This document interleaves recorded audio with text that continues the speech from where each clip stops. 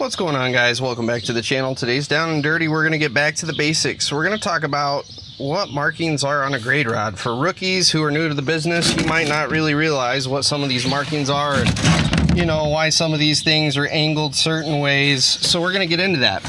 So the biggest thing that's going to stick out when you look at one of these grade rods or that you need to pay attention to is this an inch rod or is it a 1/10 rod? 99% of the time in the dirt industry, we're going to be using 1/10 rods. Unless you do pools or landscaping or something, you might have an inch rod. And the way you can tell is big red numbers, just like your tape measure, are going to be your feet. So 2, 3, 4 feet.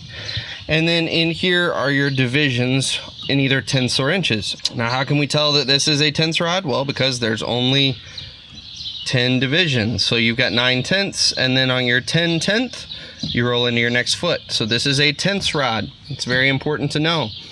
So the next thing you're going to pay attention to is, as I said, red numbers are your feet. The big black numbers are your tenths. Now, what's important here to look at is the way that these lines are angled, and I'll get in here a little closer. So we can see that this line for 2 feet is angled up and towards the outside, so off that direction. And what that tells us is when we put our laser eye on here, if you want to be at exactly 2 feet, it's not at the bottom of this mark, it's at the top of this mark. The reason that's important is because each one of these marks are hundredths. So if I went from the top of this black mark here to the bottom of the next black mark, that's actually 2 feet and 1/100th, so 2.01.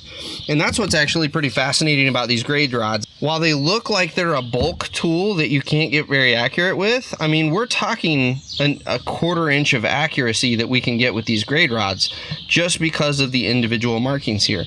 But that's also why it's important that once we get here, we're at 2 feet 2/10 right here at the top of the black mark.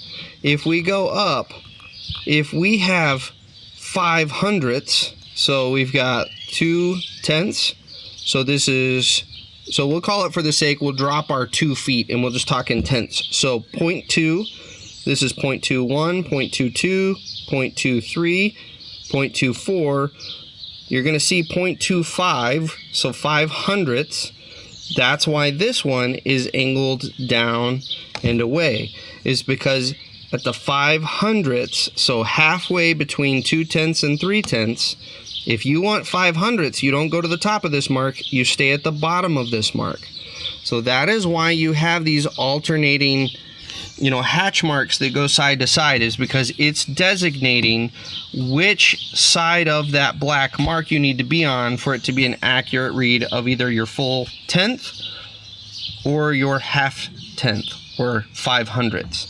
And we'll do another video kind of updating you guys on getting into hundredths math.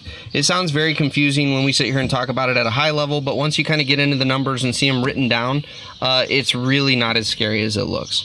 So that's really all I've got for today. I just kind of wanted to give you guys an idea of how this works. You know, obviously you've got your full tenths. Red marks mean you have your full feet.